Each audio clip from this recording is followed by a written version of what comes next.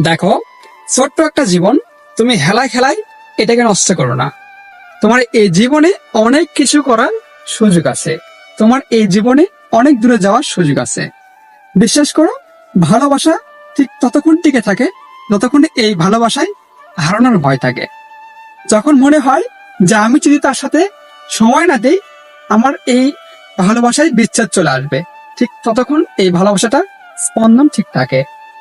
একটা সময় দেখো, তুমি যদি নিজেকে ডেভেলপ করতে না পারো, তাহলে তোমার যত ভালোবাসায় থাক না কেন, একটা সময় বিচ্ছেদ ঘটে যাবে। আর তুমি নিজেকে এমন ভাবে ডেভেলপ করো যেন তোমাকে পাওয়াটাও অনেকের স্বপ্ন হয়ে যায়।